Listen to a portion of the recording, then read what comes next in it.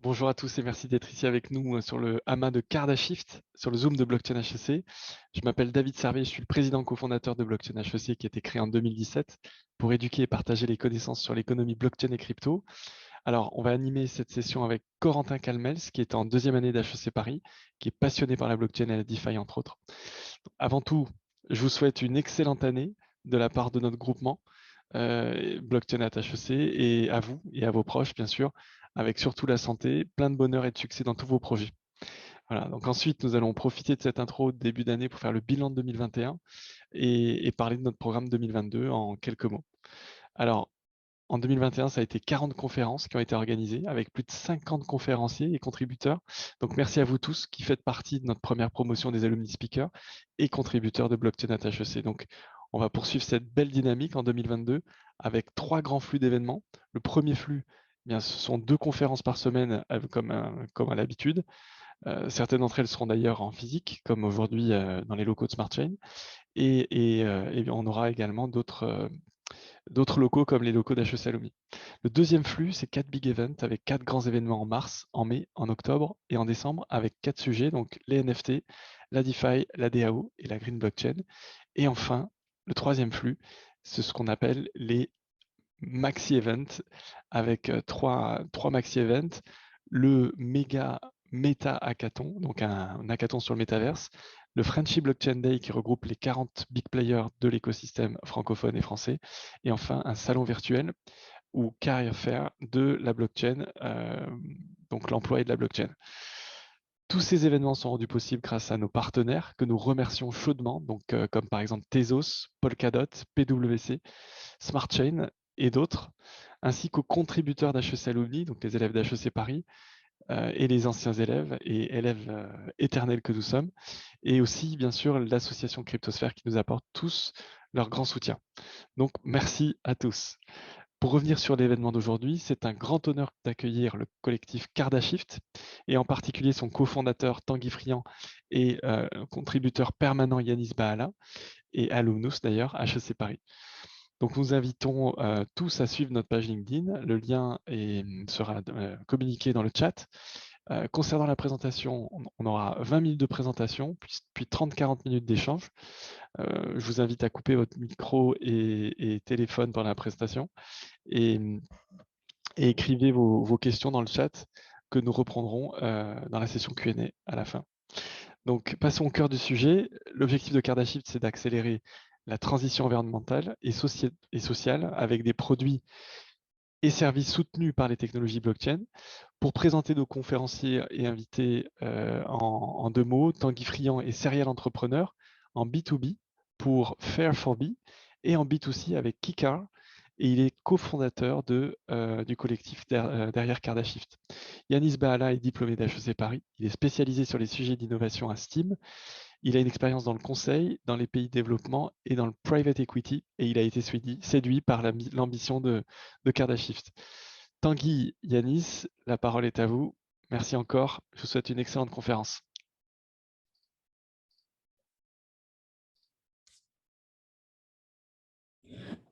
Bonjour à toutes, bonjour à tous.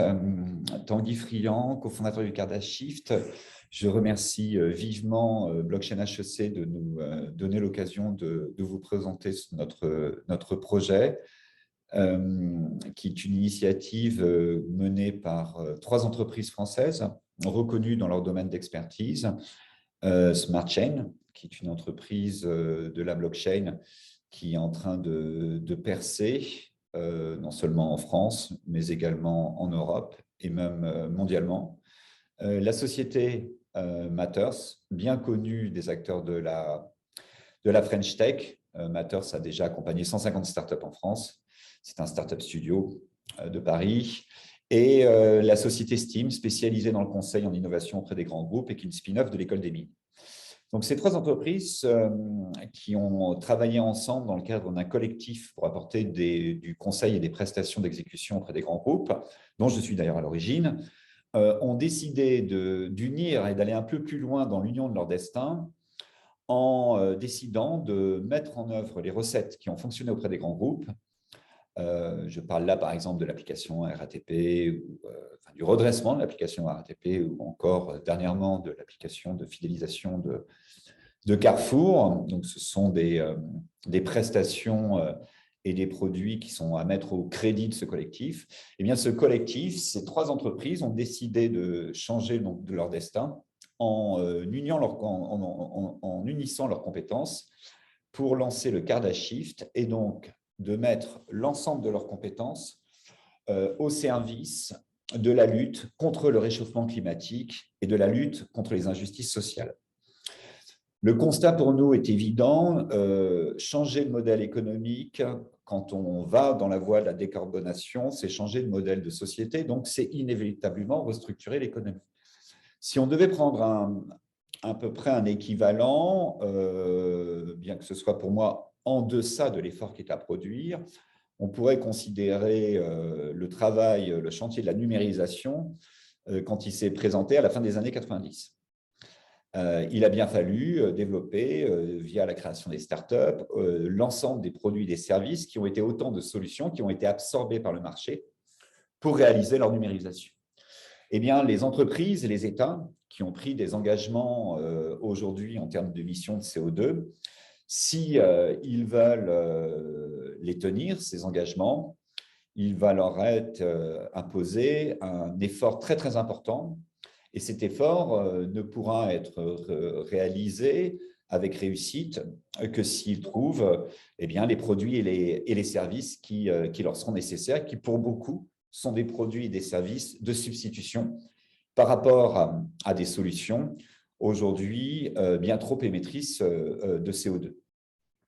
Donc, on a tendance à présenter ce défi comme une opportunité. C'est un marché aujourd'hui qui est estimé sur les 10 prochaines années à 5 000 à 10 000 milliards par an. C'est un marché colossal, hein, c'est historiquement le plus gros marché de l'histoire de l'humanité. Et donc, j'ai tendance à dire, quand je m'adresse à la jeunesse, qui est souvent victime d'éco-anxiété, que l'on peut regarder le chantier qui se présente devant nous comme finalement l'occasion d'être payé pour changer le monde. Au-delà de l'anecdote, c'est aujourd'hui un marché qui se décompose de la manière suivante. Donc, 5 à 7 000 milliards par an pour être dans une trajectoire en deçà de 2 degrés. Mais comme le réchauffement climatique avance, il faudra de toute façon s'adapter. Donc, il y a aussi le marché de l'adaptation. Et puis, il y a le marché des réparations, qui est à peu près estimé à ce jour à 1 400 milliards par an. C'est-à-dire le marché engendré par les dégâts qui sont entraînés par le dérèglement climatique. Donc, on a aujourd'hui devant nous un marché colossal. Pour attaquer ce marché, notre conviction, c'est qu'on doit répondre à 2 choses. Il y a un enjeu de célérité, donc il faut apporter des financements très rapidement. Et nous trouvons dans la blockchain la possibilité, effectivement, notamment par la tokenisation, de pouvoir apporter assez rapidement des capitaux pour pouvoir lancer les entreprises qui vont permettre de sécréter les produits et les services qui sont tant attendus. Mais pour faire en sorte que ces entreprises soient des succès, il nous est, selon nous, indispensable de les accompagner. Et c'est pour ça aussi que nous avons réuni ces compétences, qui ne sont pas d'ailleurs que des compétences d'entreprise. On a aussi réuni des personnalités de l'Internet. Je pense notamment à Sébastien Sikorski, qui est le 3e homme d'Adopt un Mec et qui, par 2 fois, a fait Y Combinator, donc le grand incubateur californien. Et on est bien dans cet enjeu d'appliquer les meilleures recettes d'accompagnement pour assurer le plus grand taux de succès des projets impact. Nous sommes convaincus face à ce marché, face à cette demande, que ces investissements-là sont les bons investissements de demain. C'est-à-dire qu'il va y avoir un shift de l'économie où les actifs bruns vont être beaucoup moins rémunérateurs demain que les actifs green. Et donc, il y a une forme d'anticipation. Alors, comment est-ce que l'on s'assure que nous recevons suffisamment de bons projets et comment est-ce qu'on les sélectionne pour faire en sorte qu'elles présentent des caractéristiques qui nous rassurent quant à leurs chances de succès? Alors, la première des choses, c'est qu'on ne cherche pas à s'isoler. On n'est pas une structure de la crypto ou de la blockchain en général qui est coupée du monde. Bien au contraire, notre idée, c'est justement de relier notre activité aux activités existantes. Donc, la première des choses, c'est un launchpad. Un launchpad, ça veut dire être capable d'accueillir des projets qui répondent à nos thèses d'investissement que je vais développer juste après, des projets que l'on va, dans un premier temps, sélectionner via un processus qui est un processus en ligne, comme procèdent les VC aujourd'hui.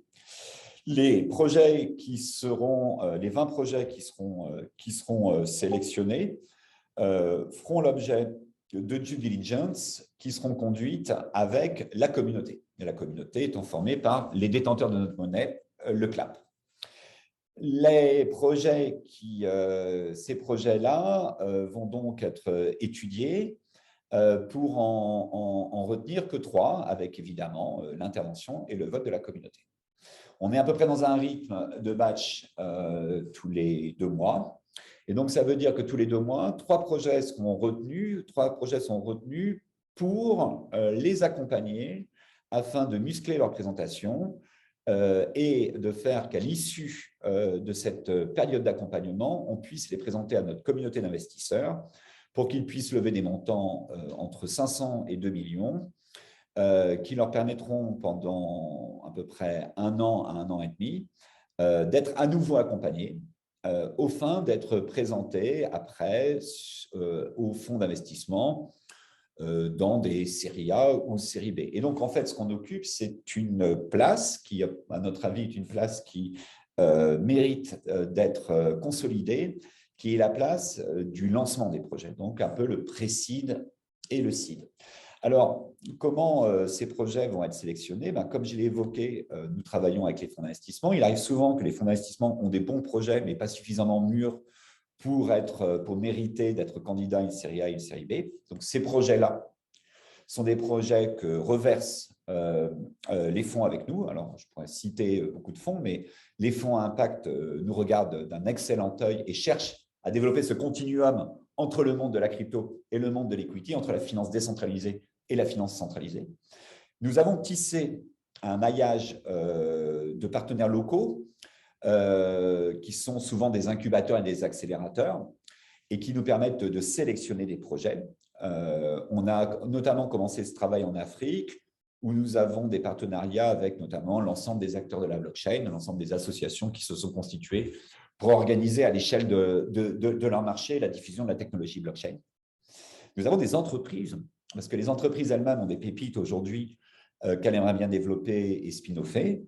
Donc, on a comme ça différents acteurs auxquels je dois ajouter aussi les protocoles. C'est-à-dire que comme Smart Chain, on travaille avec des protocoles aujourd'hui de portée mondiale, je pense là à Polkadot, je pense à Algorand, je pense à iExec, je pense à Cardano, mais aussi Tezos.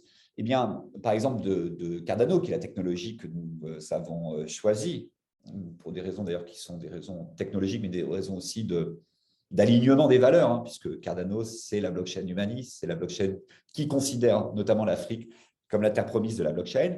Eh bien, nous avons par exemple 2 projets qui émanent des équipes de Cardano, dont un projet d'ailleurs qui vise à protéger les lanceurs d'alerte. Pour que vous ayez une idée un peu plus claire de notre thèse d'investissement et des projets que l'on va retenir, on a aujourd'hui, grosso modo, une thèse qui s'adresse plus aux projets blockchain, qui sont souvent des projets autour de l'inclusion bancaire et financière. Donc, on sait aujourd'hui que la blockchain, par sa simplification, permet de pouvoir accéder à des services dont beaucoup de gens sont privés, à commencer par avoir un compte bancaire. Mais le compte bancaire est le début d'une histoire qui permet demain d'accéder à la possibilité de l'emprunt, mais aussi à la possibilité d'avoir une assurance. Enfin, l'ensemble des services qui, pour nous, sont des services du quotidien et qui font défaut à un bien grand nombre. Et comme on sait aujourd'hui que ce sont les humains qui font le climat, on pense qu'il est de notre première responsabilité de nous occuper des humains.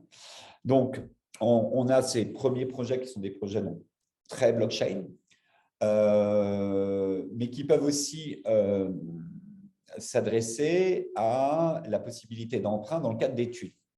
Typiquement, nous, il est évident qu'il est de notre intérêt que de développer les compétences autour de la programmation sur la blockchain. Nous travaillons aujourd'hui étroitement avec des universitaires ivoiriens afin de développer des écoles de formation, notamment au langage Haskell, et où une des briques élémentaires à associer à cette formation, c'est la possibilité de pouvoir s'endetter pour financer ses études. Et donc, nous travaillons aujourd'hui, c'est les possibilités de financement par des collatéraux distribués. Donc, les personnes qui prêtent sont des personnes qui ne soient pas connues a priori de l'emprunteur et avec un remboursement indexé sur les futurs revenus. Donc, à la charge pour nous de s'assurer de l'employabilité, c'est-à-dire de la juste adéquation entre la formation et le marché. Ça fait aussi partie de nos compétences quand nous travaillons avec des startups que de pouvoir les accompagner sur les aspects aussi marché. On ne parle pas que du produit ou de la tokenomics. Nos compétences nous permettent aussi de travailler sur le product market fit, mais aussi sur la conquête du marché. Je vais vous donner donc sur les projets que nous sommes en train de regarder, par exemple, en Afrique. Il y a 2 projets aujourd'hui dont on ne peut pas présager de son intégration dans notre Launchpad, parce qu'encore une fois, notre Launchpad est gouverné par la communauté des détenteurs de clap. Donc notre monnaie numérique, celle que l'on émet. Mais je vais y revenir. On a le projet aujourd'hui on a un projet aujourd'hui, donc je ne peux pas vous dévoiler totalement le nom parce qu'on n'est pas sûr de l'accueillir, on aimerait bien, mais qui est un projet bien développé, avec plusieurs centaines de milliers de requêtes à ce jour, qui est un projet de moteur de recherche solidaire, dont le tiers des revenus publicitaires iront vers des projets à impact. C'est un projet qui bénéficie déjà de partenariats solides avec des acteurs clés de l'économie du numérique. Microsoft, Google frappe à la porte. Donc, c'est un projet extrêmement solide qui est mené par un jeune homme extraordinaire de la diaspora africaine. Et c'est un projet que l'on aime beaucoup et ça fait partie des projets typiquement que nous aimerions accompagner. Ce sont des projets qui sont peut-être plus distants du numérique et donc qui sont des projets qui appartiennent à notre seconde thèse d'investissement qui vise à s'interroger sur comment est-ce qu'on permet à des projets de l'économie réelle de pouvoir bénéficier des services de l'économie de la blockchain. Nous avons un projet aujourd'hui qui est un projet de culture d'éponge. Donc l'éponge a une vertu extraordinaire, c'est que c'est un dépolluant fabuleux.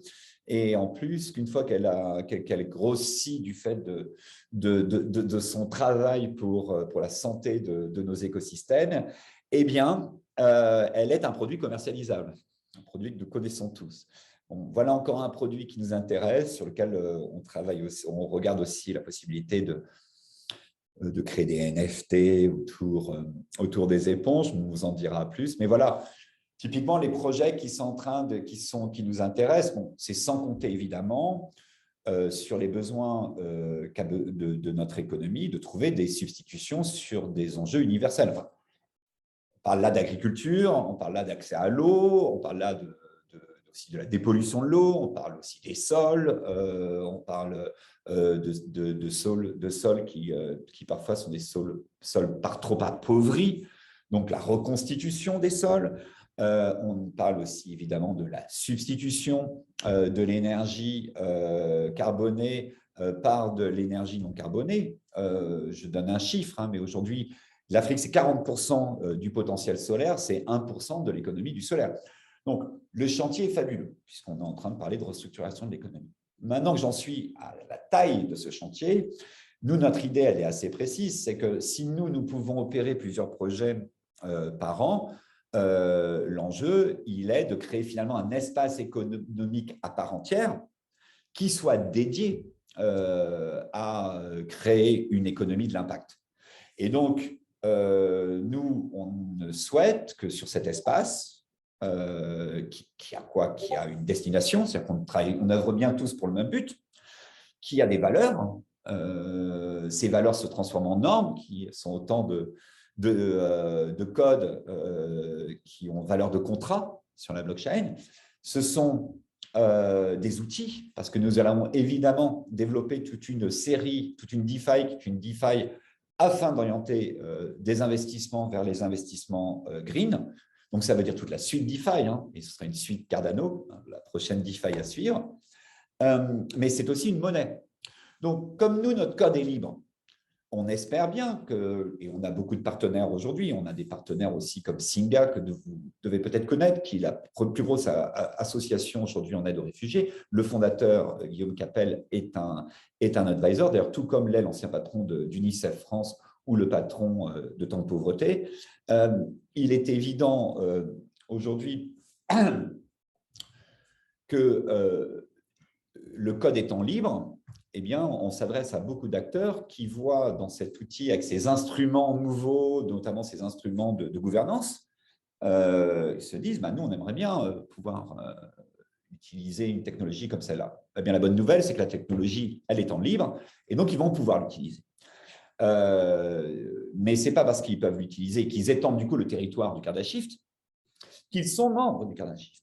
Pour être membre du Cardashift et disposer de sa monnaie et sa monnaie de référence, qui du coup crée la valeur des projets, puisque chaque projet, évidemment, a ses tokens propres, et ces tokens sont indexés sur la valeur de la monnaie de la plateforme. Il est évident que tout acteur qui utilisera notre technologie aura intérêt à utiliser notre monnaie. Et là, seule la gouvernance est souveraine pour décider de qui a le droit ou non de rentrer dans le Cardashift. Mais l'objectif, il est bien de passer d'une dizaine de projets opérés par nous, que l'on développe le modèle et que le modèle puisse imiter demain pour que d'autres opérateurs puissent s'en saisir au plus près des réalités en prenant compte des réalités de terrain. Ça nous semble complètement essentiel.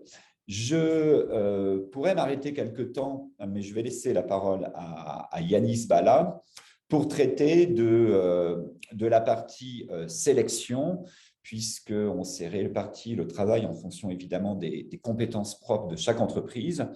Et la partie méthodologie a été confiée à Steam, dont c'est le métier principal. Donc, je suis heureux de céder la parole à Yanis. Voilà, merci à toutes, merci à tous. Et puis, évidemment, le projet est un projet très, très ambitieux. Donc, il mérite évidemment force détail. Et donc, n'hésitez aucunement à venir nous interroger. Moi, je suis plutôt le généraliste de la bande.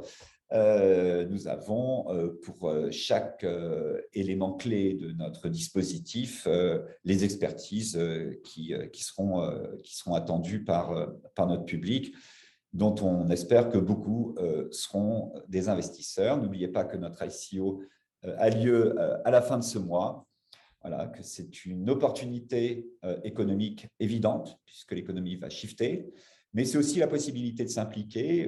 Nous cherchons à faire en sorte que ce projet soit un projet ouvert, c'est-à-dire que les gens ne doivent pas être spectateurs de ce projet, mais à nous, avec eux, de pouvoir trouver les chemins de la collaboration pour que tout le monde puisse avoir son intervention. On initie d'ailleurs en ce moment des réflexions qui dépassent complètement le Cardashift pour être capable de serrer des grands problèmes et être en mesure aussi de pouvoir lancer quelques appels d'offres autour de problèmes dont nous aurons compris avec le concours du plus grand nombre et des expertises requises, dont nous aurons compris vraiment les enjeux pour pouvoir chercher des solutions. Merci à toutes encore une fois, merci à tous et merci à à David et à Blockchain HEC. Merci Tanguy. Donc, je vais prendre la suite pour vous présenter plus en détail notre process de sélection des projets. Donc, pour m'introduire rapidement, je travaille chez Steam, qui est l'une des 3 entreprises cofondatrices qui a été en charge de designer le Launchpad et les différentes briques du Launchpad, et notamment celles qui touchent à la partie sélection. Donc, pour vous présenter cela, je vais rapidement repartir de notre thèse d'investissement. Donc, notre thèse d'investissement, en fait, elle se divise en 3 axes majeurs. Le premier, c'est l'aspect early stage. Donc, on a fait le choix de se focus, comme l'a dit Tanguy, sur des projets pré-seed seed, et ce pour une raison majeure qui est de dire que, en fait, quand on regarde les projets impact et les porteurs de projets impact, là où il y a un gros besoin, c'est souvent au démarrage, que ce soit en termes de fonds ou alors en termes d'outils, d'accompagnement. On pense que les compétences de l'équipe Kardashift peuvent réellement avoir une utilité à ce niveau-là. Donc, ça a été un choix de se focaliser en premier lieu sur ces projets très early pour les aider finalement à transformer leurs idées ambitieuses en des startups viables pour aller plus tard vers des séries A, séries B. Ensuite, il y avait aussi, ce choix avait été fait aussi parce que quand on regarde la communauté crypto aujourd'hui, c'est potentiellement une des communautés qui est le plus à même de prendre le risque, les risques associés à ce type de projet. En fait, parce que c'est une communauté qui a une appétence au risque, mais aussi une appétence au retour sur investissement conséquent. Et en fait, quand on regarde ces projets early d'impact, on est à peu près dans ces mêmes schémas-là. C'est-à-dire que, comme l'a dit Tanguy, il y a un marché énorme qui se profile. Donc, il y a un risque à prendre maintenant, mais potentiellement, et en plus avec l'appui du Kardashift qui va aider à accélérer correctement ces projets, c'est des startups qui pourront prendre ces gros marchés demain. Donc, il y a un gros potentiel de gain.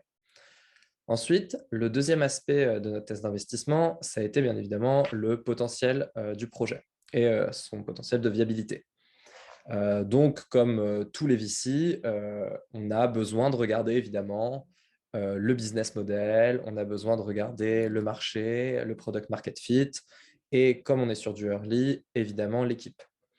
Et sur l'équipe, on a fait le choix de focaliser un peu notre analyse sur des éléments un peu différents par rapport à des VC classiques qui vont aller surtout regarder les boîtes par lesquelles les fondateurs sont passés ou qui vont aller regarder les écoles par lesquelles les fondateurs sont passés.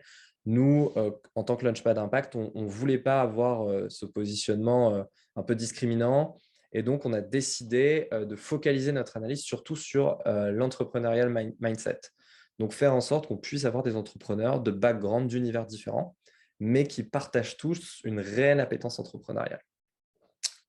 Ensuite, l'aspect essentiel de notre thèse d'investissement, ça a été notre scope, le scope d'investissement sur l'impact.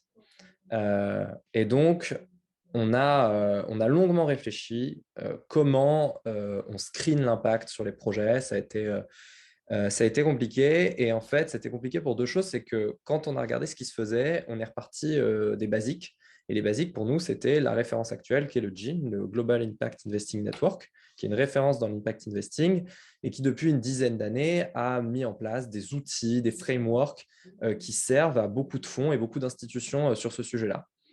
Et on s'est rendu compte, en fait, que ce soit les institutions comme le GIN ou alors des fonds qu'on a été regardés comme Amundi, Mirova, Responsibility à l'international, on s'est rendu compte que souvent, les méthodes d'assessment de l'impact étaient très complexes, voire trop complexes, parce qu'il y avait toujours ce besoin d'avoir une assise scientifique, évidemment, dans la prise de décision, et qu'on avait tendance à regarder beaucoup de choses. Et donc, nous, face à cela, on s'est dit comment on peut faire pour simplifier. Donc, on a regardé des choses qui nous paraissaient beaucoup plus simples. Et en fait, quand on a vu des fonds qui avaient des thèses d'investissement ou des scopes d'investissement beaucoup plus simples à comprendre, on s'est rendu compte que souvent, c'est qu'ils n'avaient pas de grille derrière. Ils n'avaient pas de méthode d'analyse derrière. Ils avaient un claim d'impact, mais ils n'avaient pas d'équipe dédiée. Et c'était souvent un claim d'impact qui se justifiait a posteriori, une fois qu'ils avaient fait des investissements qui se voulaient à impact. Donc, on ne pouvait pas aller là-dedans non plus.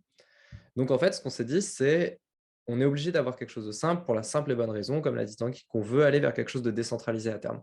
Et donc, on veut que notre communauté, qu'elle soit capable de proposer des projets sur la plateforme, de les financer, pourquoi pas de participer à leur accompagnement, mais on veut aussi qu'elle soit capable de les sélectionner et de les choisir. Et pour ce faire, on doit leur donner les outils nécessaires pour faire cette sélection. Et donc, on se devait d'avoir quelque chose de simple, mais qui avait quand même une valeur scientifique. Et pour ça, on s'est dit, on va repartir pour définir notre scope d'investissement de quelque chose de basique. Et on est reparti des besoins vitaux des êtres humains. Et on en a listé 7. Par exemple, je peux vous donner, vous les retrouvez dans le white paper, mais je peux vous donner la santé, l'eau, les écosystèmes, la finance. Et à chacun de ces besoins, à chacun de ces besoins, on a associé un objectif. Par exemple, pour l'eau, c'est fournir à tous les êtres humains une eau potable de qualité. Et pour chaque objectif, on a sous-divisé ça, on a divisé cela en sous-objectifs. Et en fait, notre idée, nous, pour screener l'impact, c'est que chaque porteur de projet soit capable d'associer son projet, son idée, à un de ses sous-objectifs et de nous montrer qu'in fine, il répond à un de nos 7 objectifs globaux. Et donc, nous, notre idée, c'était vraiment limiter ce scope d'investissement parce que à ces 7 objectifs pour que ce soit simple, que ce soit compréhensible et aussi qu'on puisse avoir une assise scientifique là-dessus. Parce que quand on se focalise sur ces éléments-là, on est capable derrière d'amener l'assise scientifique. Et c'est beaucoup plus compliqué de le faire quand on s'éparpille, entre guillemets, sur beaucoup de sujets. Et donc ensuite, nous, pareil, pour pouvoir mesurer l'impact sur ces projets-là, on s'est dit, on a besoin de le faire d'une manière assez simple et qui soit compréhensible par la communauté et qu'on puisse transmettre à terme à la communauté. Et donc, on a mis en place un modèle qu'on a appelé le plus moins fois, mais il faudrait le rebrander, qui est de dire, sur chaque projet, on va regarder avant tout 3 choses, qui est l'impact positif généré, les potentiels impacts, externalités négatives générées, parce que même sur des projets à impact, il y en a. Et souvent, reconnaître qu'on a des externalités négatives, c'est une manière de montrer qu'on a cette notion de l'impact. Et ensuite, le foie, qui est une sorte de market sizing, de voir quelle population notre sujet impact peut toucher. Et donc ça a été vraiment les frameworks basiques, basiques qu'on a mis en place et avec un objectif de pouvoir les décentraliser à terme. Et donc ensuite, une fois que je vous ai donné cette thèse d'investissement, sur le process, tout simplement, on a voulu repartir d'un process où il y avait une phase de screening en amont. Donc, on regarde que ce n'est pas un scam, on regarde ce plus-moins fois que je viens de vous expliquer, voir si c'est dans les 7 thèmes globaux qu'on a définis, voir que la team a une certaine, répond à certaines de nos exigences. Et donc, l'idée, c'est de faire ce screening le plus rapidement possible pour ensuite, comme le disait Tanguy, faire des batchs tous les 2 mois, où tous les 2 mois, on propose au maximum une vingtaine de projets à notre communauté qui ont été screenés. Et ensuite, c'est à la communauté de décider.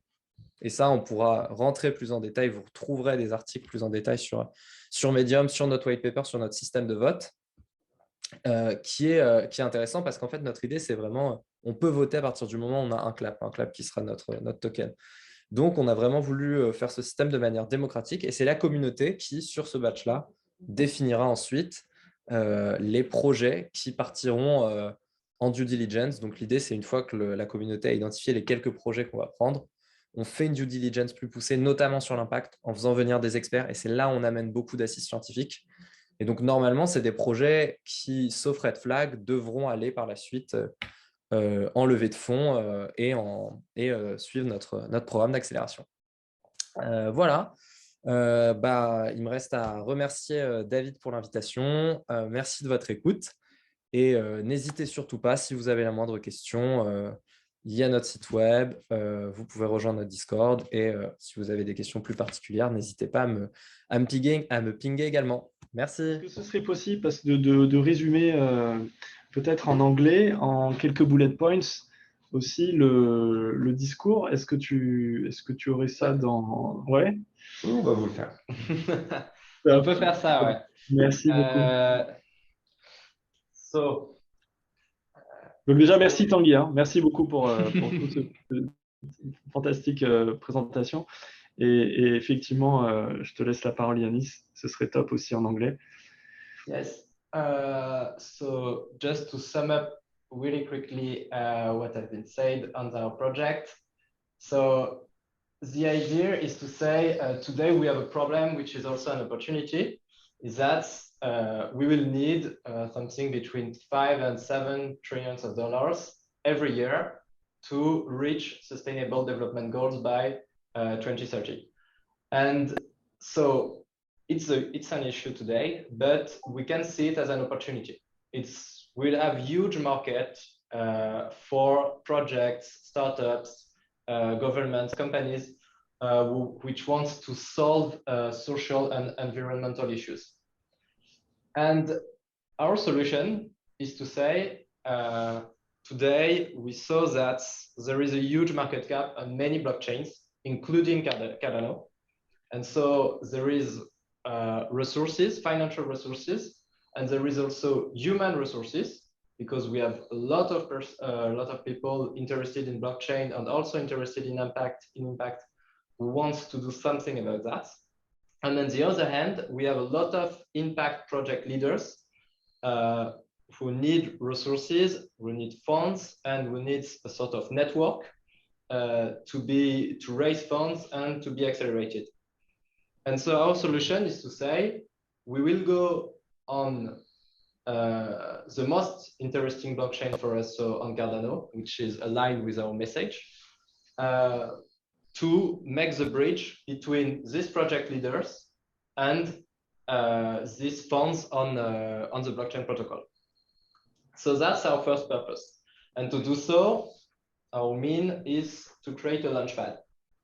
So a launchpad for us is a possibility for project leaders to raise funds and to find an acceleration program to start from an idea, an interesting idea, an impactful idea, and to go towards a viable business model.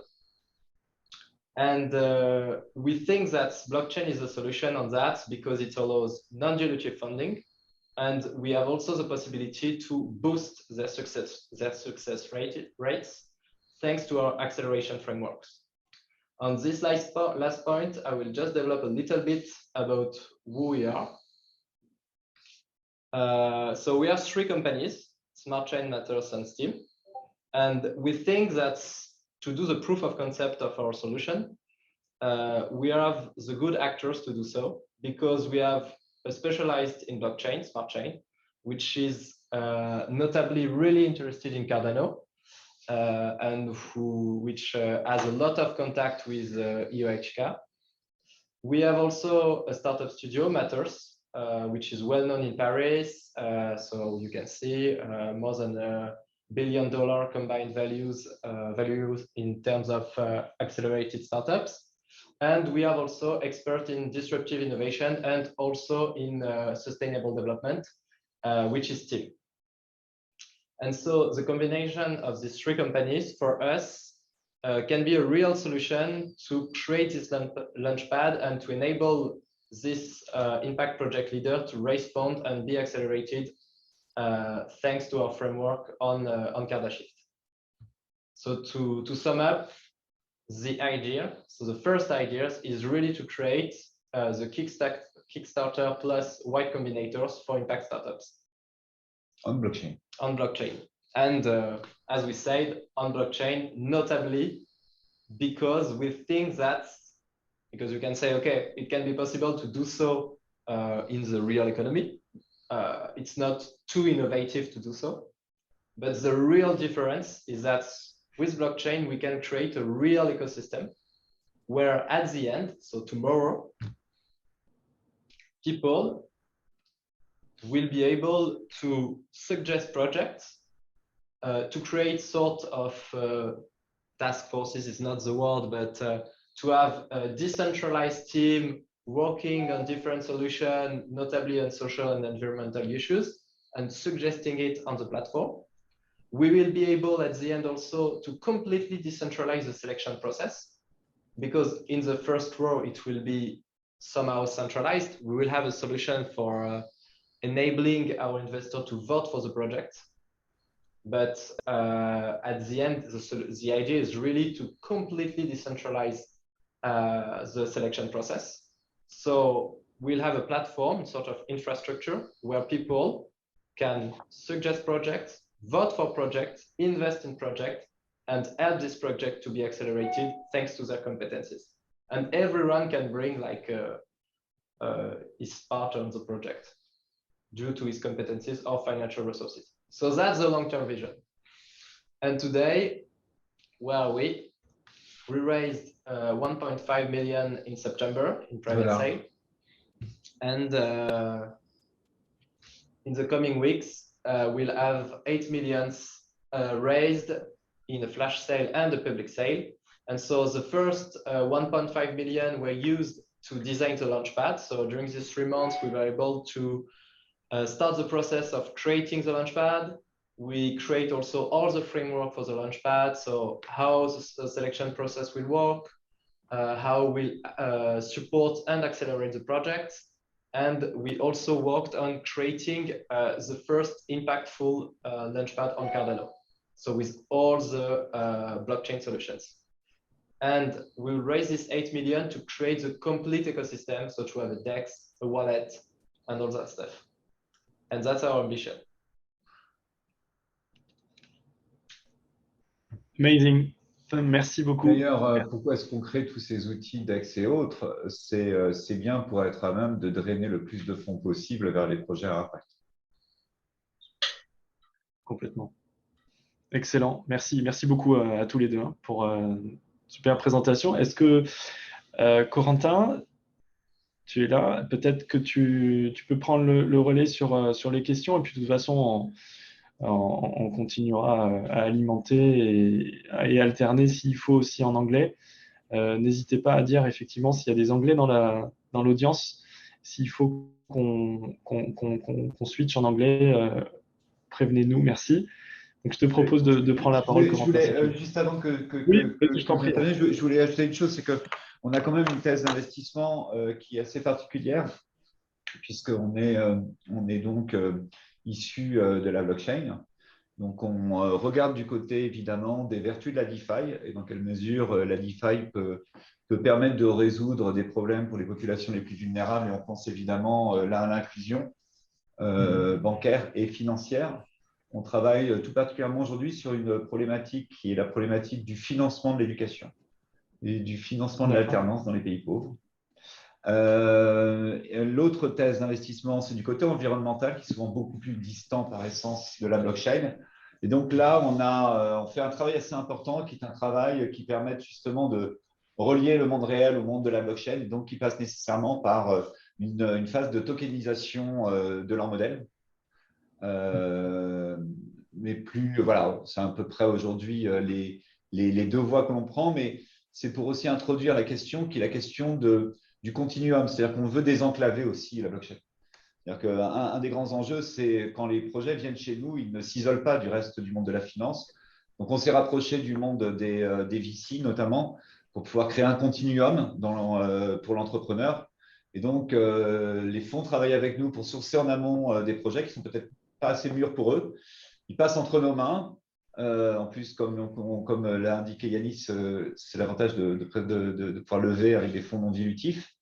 Et ensuite, une fois qu'ils sont plus mûrs, et d'ailleurs peut-être avec une intervention des VC pendant l'accompagnement, eh bien les projets reviennent en due diligence pour des séries A ou pour des séries B sur les VC. On fait la même chose aussi avec la puissance publique, donc France et UE pour l'instant, afin de permettre aux porteurs de projets de pouvoir tout comme les projets qui lèvent en equity, pouvoir bénéficier des dispositifs d'aide, que ce soit sous forme de subvention ou de prêt. Ok, très clair. Merci pour la précision, Tanguy. Est-ce que, Corentin, tu veux enchaîner avec des questions? Bien sûr. Alors, on va vous poser quelques questions par rapport à Cardashift et au projet autour. Donc, on a déjà parlé de Cardashift. Pour vous, maintenant, quel est le futur de Cardashift? Quels sont les objectifs que vous visez pour les prochaines années? À très court terme, si tu veux parler par exemple du rythme de batch, parce que là, on peut vous donner des éléments assez précis. Ouais, moi je vais faire plus la vision donc, pragmatique et je te laisserai sur le plus long terme.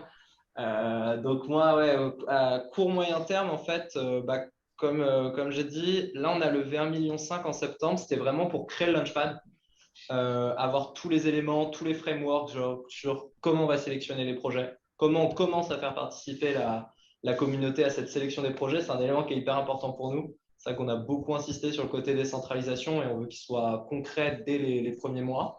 Et on a commencé à réfléchir donc à tout le design, etc. Donc, dans notre premier objectif, ça va être vraiment, dès les premiers mois après l'ICO, donc de lancer les premiers projets sur la plateforme et de lancer les premiers systèmes de vote, qui est un élément clé, je pense, de notre projet, qui est de dire, bah, on propose des projets à la communauté, donc sous un système de batch, donc une vingtaine de projets, disons, tous les 2 mois, et on laisse un mois à la communauté pour voter dessus en stackant. Donc, c'est un système qu'on a pas mal développé dans notre white paper et qui permet finalement aux gens d'être finalement rémunérés pour choisir les projets qui leur plaisent, avec un incentive derrière qui est d'être whitelisté sur les projets qui seront sélectionnés. Au nombre de 3 à peu près. Ouais, voilà. En fait, on part dans une ambition au départ, donc sur les premiers mois, c'est de faire des batchs tous les 2 mois et d'en sélectionner à peu près 3 pour être sûr qu'on ait les moyens, nous, avec les 3 boîtes, de les accompagner correctement. Parce que l'objectif, c'est vraiment pas de sortir un max de projets sans savoir ce que ça deviendra demain et que les tokens de ces projets-là suivent les courbes de beaucoup de tokens qu'on a sur Polkastarter, par exemple, qui vont nous faire la courbe habituelle avec une très belle montée au début et une chute vertigineuse quelques semaines seulement après. Et nous, vraiment, on veut s'inscrire dans du long terme, qui est de dire, bah, les projets qu'on y accompagne, on y croit. Et donc, certes, il y aura une ambition de faire un retour sur investissement fort dès le départ, et ça, on le nie pas, mais il y aura surtout l'ambition de s'inscrire dans le long terme et de se dire, bah, je soutiens un projet qui a de la valeur et qui potentiellement, comme le disait Tanguy, pourra aller taper une série A, série B avec un VC quelques mois ou quelques années après. Une petite précision, c'est donc on sélectionne 3 projets, ces projets sont accompagnés et sont accompagnés en vue d'être présentés aux investisseurs. C'est-à-dire qu'on muscle les projets pour les présenter sous leur meilleur jour aux investisseurs, évidemment. Et ensuite, une fois qu'ils sont financés, dans le financement est intégré un accompagnement, un coût d'accompagnement. Donc les projets sont accompagnés en 2 phases. Une phase pour lever et une fois qu'ils ont levé, une phase pour être accéléré, pouvoir se présenter en série A ou en série B. Et la phase de présélection du projet, si c'est justement un peu comment avant la levée, en fait, est-ce qu'il y a une phase en fait d'accompagnement ou pas accompagnement, mais je dirais d'investigation avec le projet, comment peut-être? Ouais, exactement. En fait, c'est un truc en 3 étapes qu'on a imaginé. Donc, une première étape qui est assez classique, qui ressemble à ce que beaucoup de VC peuvent faire, qui est du screening. En fait, il y aura un questionnaire qui sera disponible sur notre site pour postuler pour les projets. On a volontairement fait en sorte que ce questionnaire soit un peu long pour qu'on ait déjà une première forme de screening dans le questionnaire. Le fait d'y réfléchir, le fait de le remplir, ça demande déjà du travail.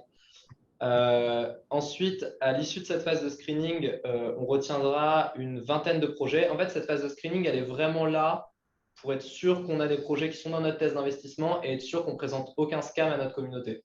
On veut garantir un certain niveau de qualité. Mais derrière, le gros de la sélection se fait déjà par la communauté.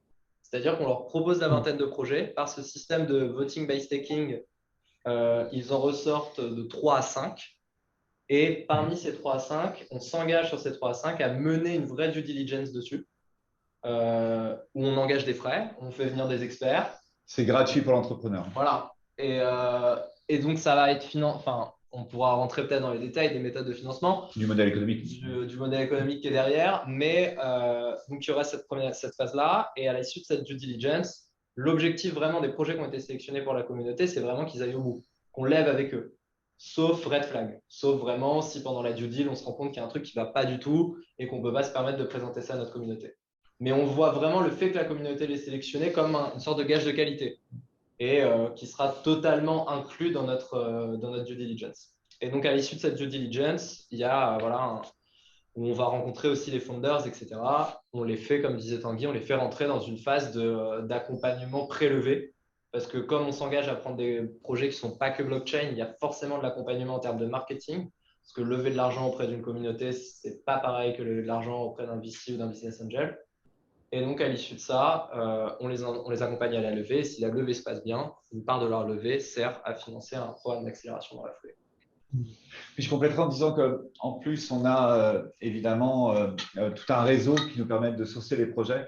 C'est un réseau de confiance dont je parlais tout à l'heure, le fameux maillage qu'on est en train de faire des territoires.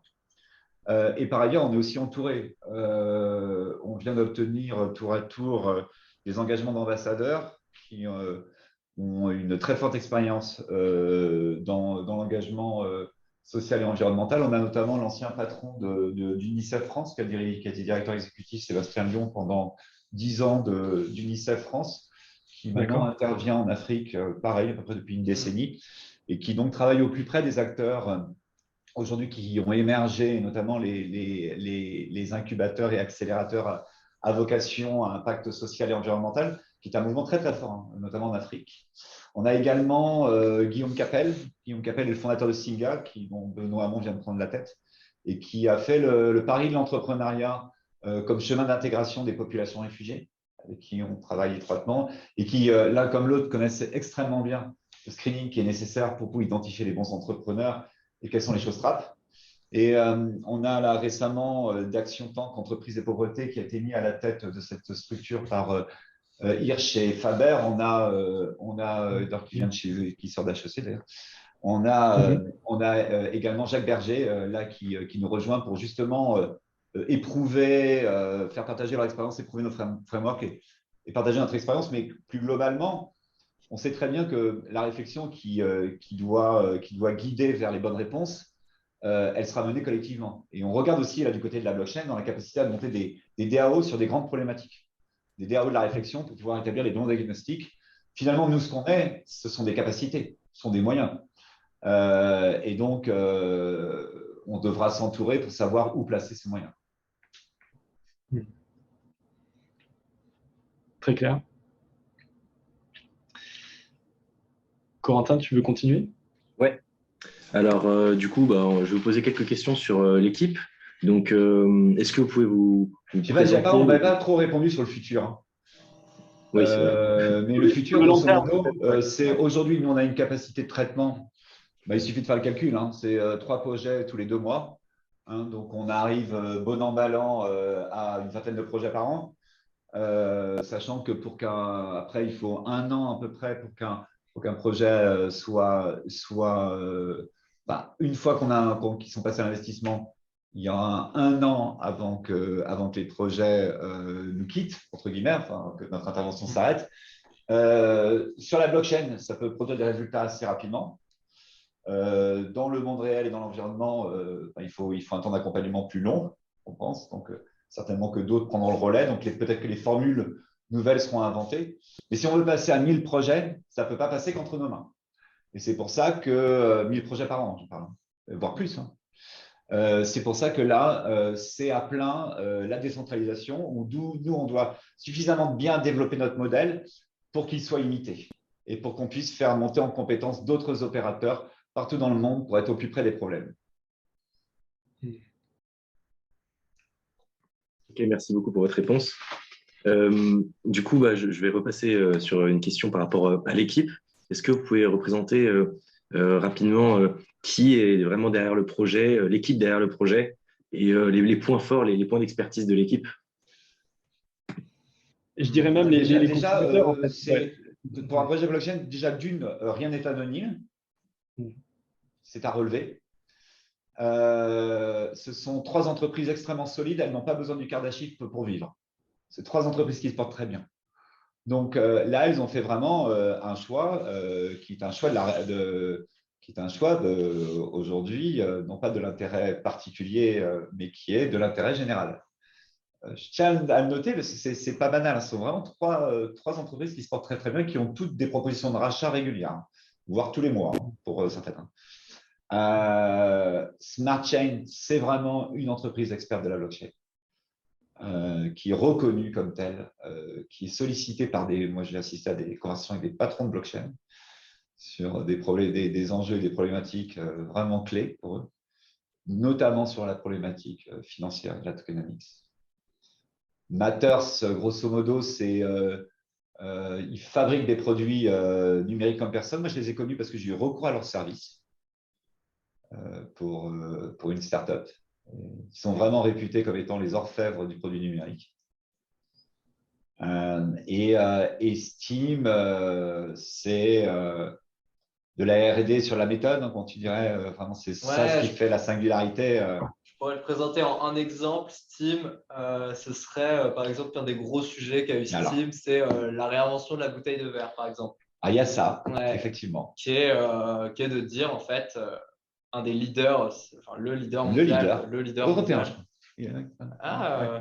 À checker, bref, le leader mondial du packaging en verre qui vient les voir et qui leur dit, bah voilà, moi j'ai besoin de réduire de 50% mon niveau de matière dans ce que j'utilise aujourd'hui, ça rentre plus dans les clous pour les réglementations environnementales, et donc j'ai fait toute la R&D possible et imaginable en méthode d'optimisation, je réduis que de 15%, comment je fais? Et donc Steam va travailler avec ces méthodes à réduire de 50% en sortant les concepts et la manière d'accompagner ces concepts pour réduire de 50% les Dans le sujets. militaire, ils ont fait réduction de 30%, je crois, de la consommation sur un cockpit. Ils ont réussi à réduire de 50% sur de la propulsion, c'était sur de l'hélicoptère. Ouais, c'est ça. Voilà, donc ils sont en mesure de pouvoir accompagner la direction, enfin, ils travaillent qu'avec les COMEX, la direction R&D et la direction innovation pour vraiment sortir des innovations de rupture qui changent le modèle économique de l'entreprise.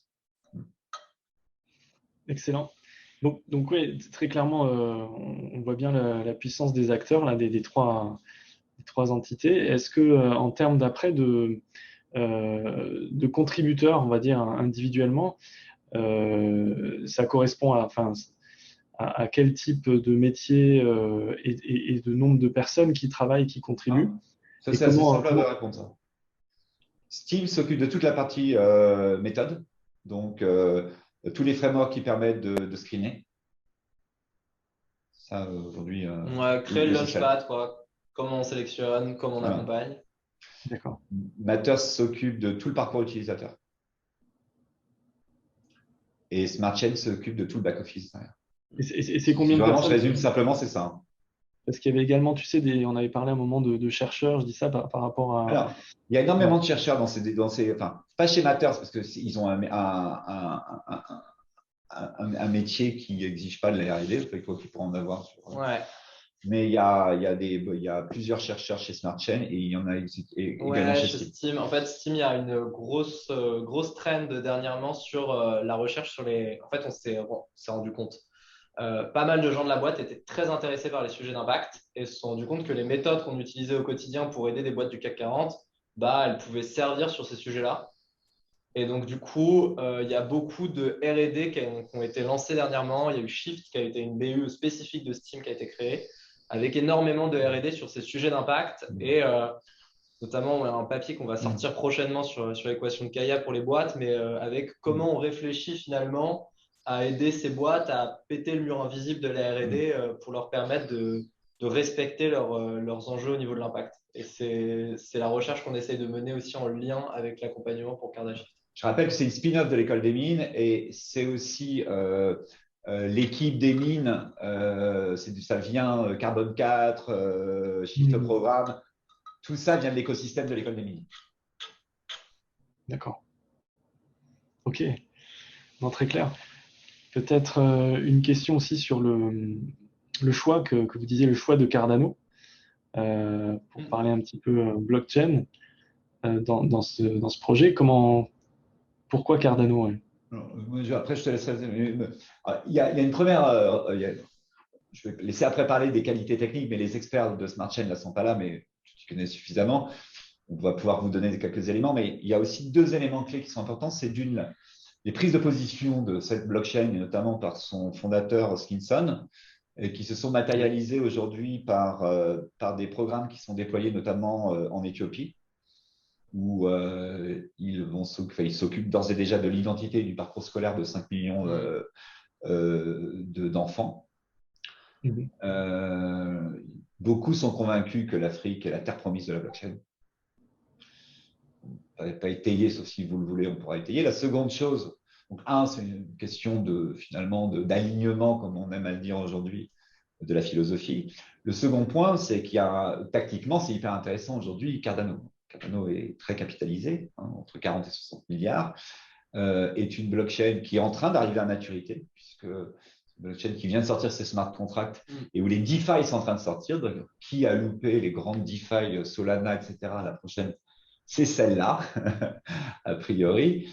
Mais surtout, pour nous, ce qui est intéressant, c'est que finalement, dans leur volonté de monter un dApp Store, parce que c'est la volonté aujourd'hui de toutes ces blockchains de monter un dApp Store, aujourd'hui, ils n'ont pas de fabrique d'applications. Et nous, finalement, on joue le rôle aujourd'hui d'une fabrique d'applications pour eux, dans leur chaîne de valeur, qui permet finalement de pouvoir déployer beaucoup d'applications, plus des applications, encore une fois, qui vont dans le sens des combats qu'ils défendent, qu'ils mènent, des causes qu'ils défendent, pardon, des combats qu'ils mènent. Et ça veut donc dire plus d'utilisateurs, ça veut donc dire plus de transactions. Et donc, finalement, aujourd'hui, on se présente avec une proposition qui est utile à la croissance de Cardano et sur lequel il y a quasiment peu de concurrents. Donc, en fait, il y a beaucoup d'argent pour peu de projets, pour parler clairement. Après, sur les vertus intrinsèques de Cardano, je ne sais pas si tu veux t'y risquer. Ouais, il y a un sujet en fait, et je pense que Smart Chain a beaucoup incité pour qu'on aille là-dessus. Ça joint d'ailleurs le fait qu'on ait affaire à des gens qui sont pas mal dans la R&D et qui ont un côté très chercheur. C'est le choix de Cardano en fait de prouver en amont tout ce qu'ils allaient faire. Et du coup, qui est très opposé à un fonctionnement comme celui d'Ethereum, qui on avance, on fait des trucs et quand on voit des erreurs, on essaye de switcher. Sauf que le parti pris de Cardano est de dire aujourd'hui ça marche quand on a des volumes d'échanges qui restent limités. Et le fait de ne pas savoir les caractéristiques de ma transaction, combien je vais payer de fees, quand elle va arriver, etc., ça reste jouable pour les utilisateurs actuels. Si demain on va avoir une blockchain où il y a des échanges à gros volume qui se passent, notamment entre les ONG et un État ou ce genre de choses-là, on ne peut pas se permettre de savoir ce genre d'inconnu. Et nous, comme on a fait le choix du long terme, on a fait le choix de la blockchain qui nous donnait le plus scalable. Qui était la plus scalable, qui était la plus sécurisée et qui nous donnait le plus de garanties sur ces aspects-là. Quand on confond les cours d'adoption aujourd'hui de l'Internet, et vous avez dû tout voir ça, et de la blockchain, on est à… Elles se confondent parfaitement, c'est troublant à voir. Et aujourd'hui, la blockchain couvre 10% des utilisateurs. Et je trouve que le chiffre est totalement exagéré parce qu'il y a plus que des doublons dans les wallets. Très bien. Le Web3 va en totalité se substituer et tenir les promesses trahies par le Web1. Ça, c'était quelqu'un qui a connu le début de l'Internet qui vous parle. OK. Tout à l'heure, vous avez parlé de token économie. Est-ce que vous pourriez élaborer un petit peu sur la token économie que vous avez définie tout à l'heure? Une petite slide, normalement. Ouais. Check. Yes. Alors, les gros éléments de notre token. Déjà, on a une supply. Tout le monde n'en a pas. Non, ouais. Je peux détailler sur les utilities qui vont être associés à ce token-là. Je pense que l'on peut prendre donc rapidement la supply. Ouais, un point important, je pense que c'est le log de la team. Là, c'est 24, ça n'a pas été updaté. On est à 36 mois de log pour la team. Donc, en fait, c'était important pour nous de le faire dans le sens où on veut montrer qu'on mise sur le long terme. Et donc, ça ne nous intéresse pas tant que ça en tant que team de sortir le plus vite possible. On a cet objectif comme on l'a montré, d'accompagner des projets sur long terme et de créer une vraie ambition à long terme. Donc, c'est un des objectifs qu'on a voulu refléter dans notre supply. Hop. Ensuite, sur les… D'ailleurs, je voulais ajouter une chose, Jérôme, c'est que évidemment, quand on parle des teams, il y a beaucoup de teams ici. Pour répondre à peut-être une question qui a été posée un peu plus en avant, c'était la question des équipes. Les équipes travaillent ensemble.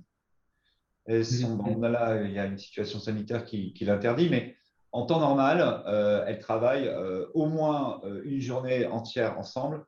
Mais par exemple, les équipes de Steam qui sont dédiées au Kardashift travaillent en permanence chez Smart Chain. C'est Smart Chain qui mobilise aujourd'hui le plus d'équipes assez naturellement. Smart Chain, on n'est pas loin de la moitié de l'effectif qui travaille aujourd'hui, donc une 15 à 20 personnes qui travaillent sur le Kardashift. D'accord, ok, ouais, c'était ma question. Merci. Et donc, ces personnes, pourquoi j'en parlais? C'est parce que, évidemment, quand on parle de team, on incentive les teams des 3 équipes, des 3 entreprises. D'accord. Et ensuite, sur les utilities, les grosses utilities qu'on voit, ça va être en fait ce qu'on a déjà été dans le process de sélection. C'est on veut que le token, ce soit faire partie d'un écosystème plus qu'être détenteur et investisseur sur un token. C'est-à-dire que quand j'ai du clap, qu'est-ce que je peux faire? Je peux participer à la sélection des projets en stakant. Donc, c'est-à-dire que je suis rémunéré pour choisir les projets que je veux voir éclore. Vous avez d'ailleurs la rémunération. Ouais, 7 à 8%, qu'on a voulu volontairement un tout petit peu au-dessus des rendements des nœuds habituels sur Cardano. Ensuite, et ça, je pense que c'est un point important, c'est que, d'ailleurs, il faudrait qu'on le mette plus en valeur, c'est qu'en fait, ça nous permet de participer donc, dans un premier temps aux IDO, qui sont les premières méthodes de levée de fonds pour les projets. Et puis, à moyen terme, on espère pouvoir faire des financements aussi par staking, par airdrop. Ah, ça, c'est important. C'est qu'on n'est pas fermé. C'est qu'aujourd'hui, les tests d'investissement qu'on vous présente, c'est les tests de la première année. On ne s'interdit aucunement demain de pouvoir, et notamment sur des projets blockchain qui nécessiteraient plus de moyens que des investissements qui, grosso modo, vont se situer, nous, entre 500 000 et 2 millions. À peu près ça, à peu près la fourchette. On ne s'interdit pas demain d'accompagner des projets qui nécessitent plus de capitaux et qui sont des projets blockchain. D'accord.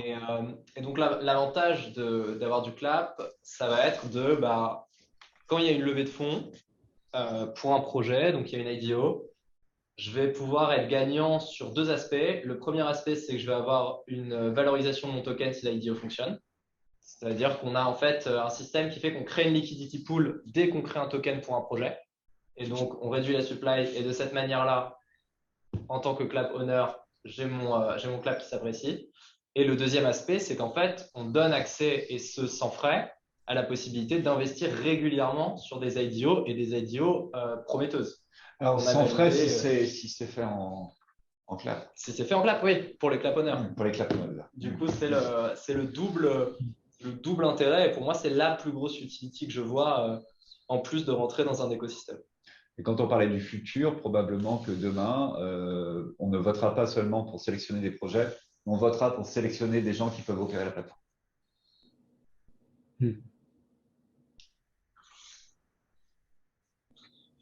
Ok, donc ça, c'est la post-ICO roadmap, d'accord. Voilà, sur les gros, les premiers quarters. Ça, c'est les produits. En termes de produits, qu'est-ce qu'on veut faire? Voilà. Et ces produits ont tous vocation à permettre de drainer le plus de fonds possible vers les projets à impact. C'est pour ça qu'on parle d'espace économique avec sa monnaie, ses outils, ses normes. Et l'idée, c'est bien qu'il y ait une place globale, mondiale, où se retrouvent les projets à impact. D'accord. Par exemple, on travaille étroitement aussi avec des plateformes qui sont des plateformes aujourd'hui qui fonctionnent sous le mode de la finance participative parce qu'ils ne nous considèrent pas en concurrence. L'idée, c'est vraiment de travailler aussi avec les acteurs qui sont off-chain.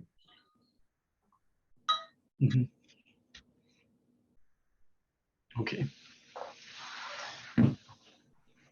On pense qu'on occupe une place dans la chaîne de valeur qui faisait défaut, qui est le risque à prendre et les compétences mises en œuvre pour sécuriser quand même, dérisquer l'investissement sur les investissements à impact.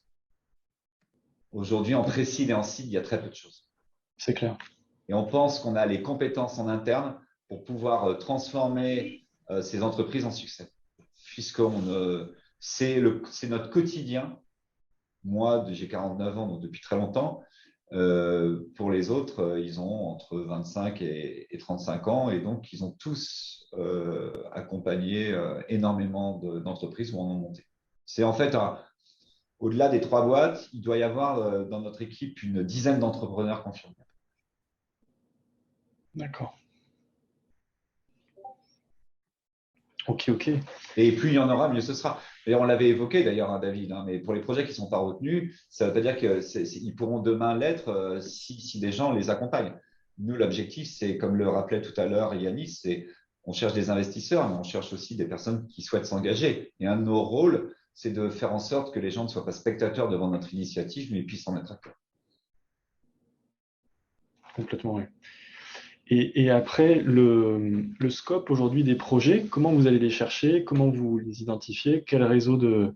Justement, enfin, suite à ta remarque, là, comment ça se passe? Tu compléteras, je vais le faire très très brièvement. Donc, on a ce système en fait, qui est un système en fait, qui tient à la publicité en fait, et au rayonnement de notre initiative. Hein. Et donc, voilà, c'est par batch, hein, c'est classique.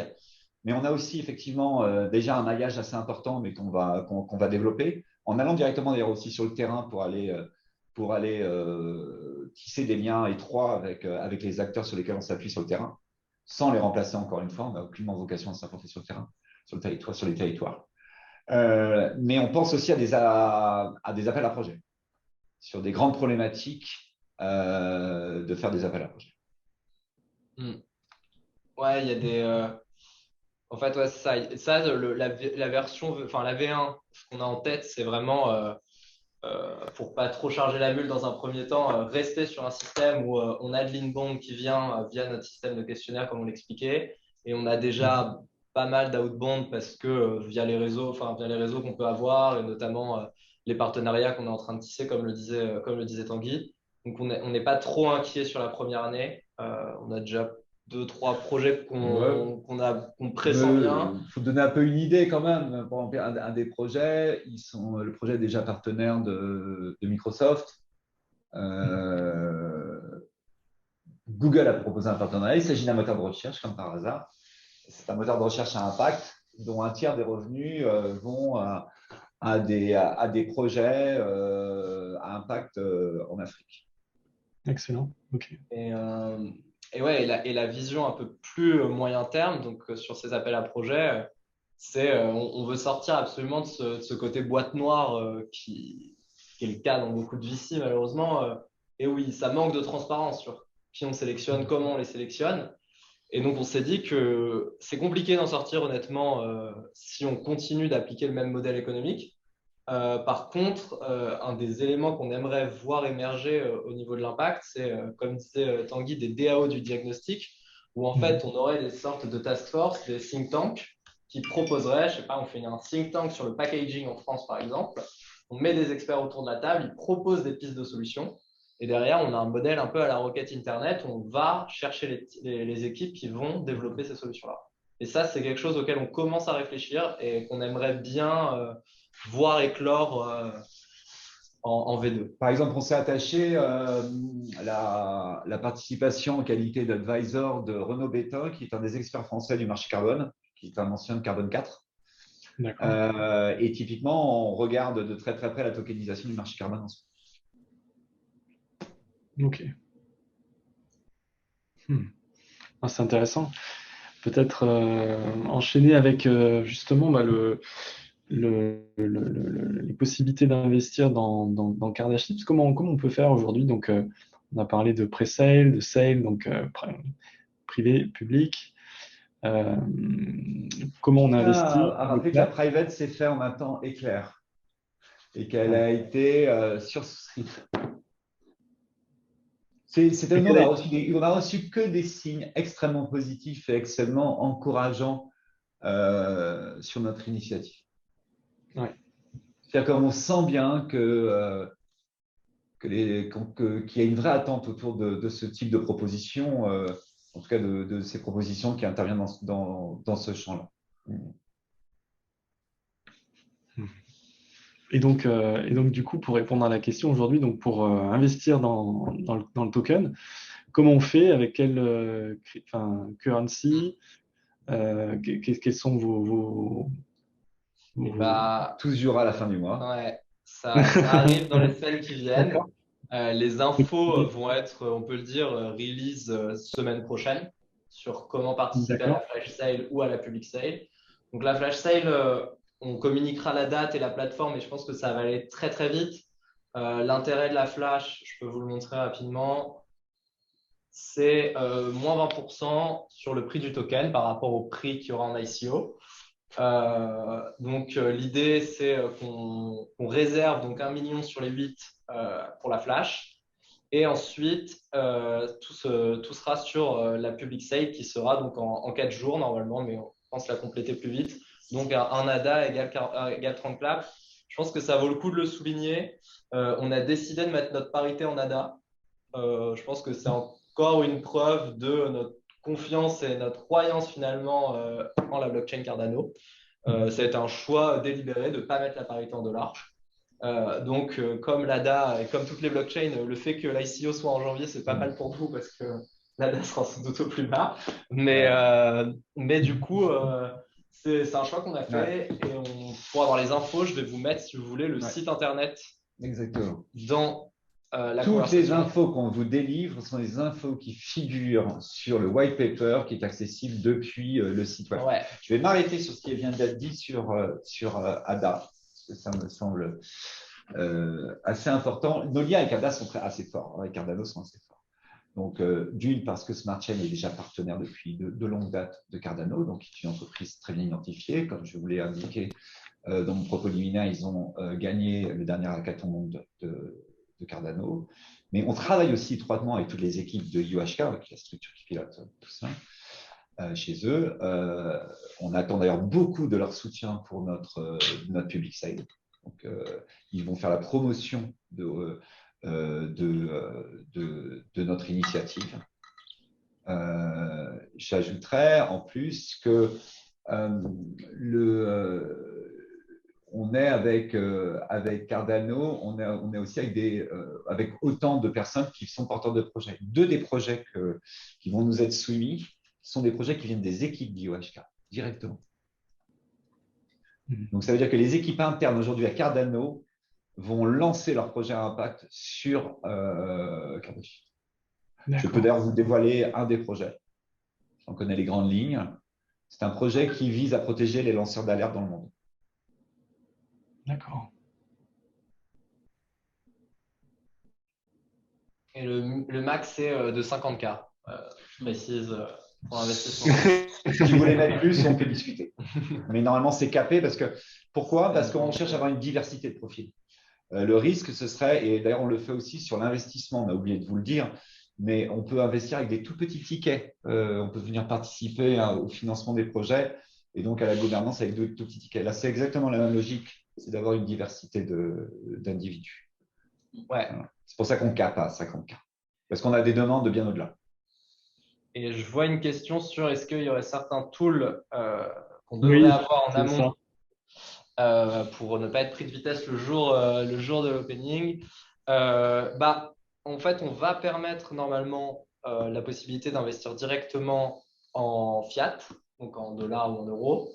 Mais, on a un accord avec une structure qui nous permet de le faire. Voilà. Enfin, qui vous permet de le faire. Mais bien évidemment, pour avoir le minimum de fees, on vous conseille d'acheter de l'ADA. En ce moment, il n'est pas très cher. Non. Donc, vous pouvez l'acheter directement sur Binance et le mettre sur un wallet. On va sortir un article dès demain sur comment acheter de l'ADA et comment, dans la semaine, on sort un article sur comment acheter de l'ADA pour ceux qui le veulent et comment le stocker. Il est grosso modo à la moitié de son ATH alors que la DeFi arrive dessus. Je crois que le message est clair. Non, mais bref, c'est pas mon métier, mais en même temps, il est vachement intéressant. Ouais. Je voulais. Vas-y, parce que j'ai tellement de choses aussi à préciser sur ce projet. Mais oui, voilà. Donc, en tout cas, toutes les infos pratiques, au-delà d'acheter de l'ADA sur comment on fait, la plateforme, où aller, etc., on va release toutes ces infos au fur et à mesure. Donc, je vous ai mis le lien de notre site. Et je pense qu'une bonne idée, c'est si vous avez Discord, de rejoindre le Discord parce que les infos sont mises en temps réel et puis il y a beaucoup de questions qui sont posées aussi. Donc, petit point quand même d'attention. Donc le Discord est sur le site, c'est ça. Pardon? Le Discord est sur le site. Ouais. Le Discord, tout est accessible. Ouais. Le Discord, le Telegram, le Twitter, vous aurez tout. C'est tout l'avantage. C'est ce que je voulais dire sur le 1,5 million. C'est l'avantage d'avoir des gens qui travaillent et qui développent depuis 13 ans, ce qui est le cas dans 14 ans maintenant pour Matters des produits numériques, c'est qu'on est extrêmement précis sur nos budgets. C'est-à-dire que les montants, là, le montant d'1,5 million, aujourd'hui, il n'y a aucun dépassement de budget. Alors, vous pourriez dire que c'est beaucoup 1,5 million pour les développeurs Launchpad. Il y a énormément de travail en amont qui était à faire. Énormément de travail. Et notamment le travail qu'a eu à sa charge Steam était vraiment très, très important parce qu'il y a énormément d'initiatives matricielles, de taxonomie sur comment est-ce qu'il faut juger d'externalités positives, d'externalités négatives. Enfin, c'est un monde assez complexe. Mais il y a énormément aussi de travail avec des innovations que vous ne voyez pas sur des nouveaux mécanismes de financement. Et on cherche toujours à être en pointe là-dessus. Et ça, c'est le travail de Smart Chain. Mais il y a aussi énormément d'argent et vous savez comment ça fonctionne, c'est qu'on a besoin d'argent on a besoin de cramer de l'argent pour en lever. Et donc, il y a aussi énormément de dépenses qui sont consacrées pour obtenir le concours des influenceurs et de la presse. Dans le monde de la blockchain, pour ceux qui ne le connaissent pas, on paye très cher des influenceurs, on paye très cher de la presse pour qu'ils fassent publicité au-delà de la France, parce qu'évidemment, c'est un projet, vous l'aurez identifié, très franco-français pour le moment, même si on a quelques figures américaines. Mais en revanche, on cherche à avoir des investisseurs qui viennent de par le monde. Et donc, ça nous coûte assez cher. Pouvoir vraiment faire publicité en Asie et enfin, sur le reste de l'Europe et aux Amériques, ça nous coûte très cher. Et ça, c'est les prochains steps, on va dire, dans les quelques mois. C'est en cours. On est en train les dépenses sont en cours elles sont consacrées en ce moment. Là, on a des influenceurs américains, on a des influenceurs un peu partout dans le monde. Voilà. D'accord. Mais encore une fois, nos meilleurs influenceurs, c'est notre capacité qu'on est en train de réaliser à obtenir le concours d'IOHK direct. Très clair. OK. Pour revenir rapidement sur votre Launchpad, il y a une question dans le chat qui demandait n'y a-t-il pas trop de Launchpad dans l'écosystème et comment se différencier? Déjà, sur la blockchain, c'est le seul qui a une destination impact. Ouais. Sur la blockchain, c'est le seul qui est monté par 3 boîtes qui ont cette expérience très forte. Hors blockchain, il en existe, mais c'est très éparse. Il n'en existe pas tant que ça. Autant le monde des incubateurs, des accélérateurs pour les produits digitaux, il y en a partout. Si on en juge de toute façon au fonds investis aujourd'hui, encore une fois, par le monde de l'assurance et le monde des fonds de pension, on n'en est qu'à 2% dans le green. Donc, c'est très, très faible. Il y a peut-être une impression qu'il y a beaucoup de choses, mais sur l'impact, il y a très peu de choses. Par exemple, je vous donne un exemple. À ma connaissance, l'incubateur de la ville de Paris n'a pas d'incubateur sur l'impact. Et on reste sur un écosystème qui reste, même si on a l'impression que sur la blockchain, beaucoup de launchpads se sont lancés dernièrement, on reste sur un écosystème qui est hyper jeune. Quoi. Et puis, il faut le regarder à l'aune des investissements. C'est-à-dire, aujourd'hui, je pense qu'on en est au tout début, moi. D'ailleurs, nous, notre idée, c'est de prendre la tête de ce mouvement-là au sein de la blockchain. C'est vraiment l'idée forte, c'est d'être les premiers, demain, les leaders de ce mouvement en cette direction. Mais surtout sur un marché annuel qui va osciller entre 5 et 10 000 milliards par an, non, je trouve qu'il n'y a pas beaucoup d'acteurs. Et d'ailleurs, l'essentiel quand on voit le Green Deal, l'essentiel des fonds aujourd'hui, sont des fonds qui sont récupérés par les grandes entreprises. Lui, ça ne ruisselle pas jusqu'aux startups. Complètement. Ok. Peut-être d'autres questions si vous en avez dans l'audience ou Corentin, je ne sais pas. Ou sinon, des points à rajouter aussi de l'équipe Cardashift. Je vois l'heure qui passe. Et c'est sûr que c'est passionnant, donc il y a plein de choses à dire, mais des derniers points peut-être pour terminer notre discussion. On est bon? Moi, je vous dis une chose, c'est qu'on a eu dans la private beaucoup de corporates qui sont venus. ADP, des gens d'ADP, okay. Silor, etc. Docapos, je peux en citer plein. EDF, etc. Ce qu'ils voient, c'est notre capacité à sortir les produits et les services qui vont être autant de solutions dont ont besoin aujourd'hui leurs entreprises pour tenir leurs engagements. Et eux, ils y voient des marchés énormes. Il suffit de regarder le marché de la rénovation thermique des bâtiments pour comprendre qu'on est sur des marchés fabuleux. Donc, ce n'est pas synonyme. J'ai du mal, en fait. Moi, je parle de capitalisme, évidemment, plus humaniste, mais de capitalisme prospère. J'ai du mal à comprendre pourquoi est-ce que cette transformation économique serait synonyme d'une plus faible rentabilité. pense qu'il y a de la croissance à gagner, notamment dans l'immatériel, qui peut être infinie. Normalement. Complètement. J'ai du mal en fait avec cette logique. Nous, on va rémunérer le risque. Et il est évident que quelqu'un qui arrive en amont d'un projet, eh bien, oui, il peut espérer un fois 100. Et c'est normal. Ceux qui après achèteront leur token du projet, eux, ils seront sur des investissements assez sereins. Hein. Quand vous avez la garantie de la puissance publique derrière, parce que c'est le cas de beaucoup de marchés auxquels on s'adresse, finalement, vous avez pendant 30 ans un rendement sûr. Donc, ceux qui ont pris le risque au départ, ils céderont leur place à des personnes qui trouveront, grâce à l'investissement premier, un investissement long terme.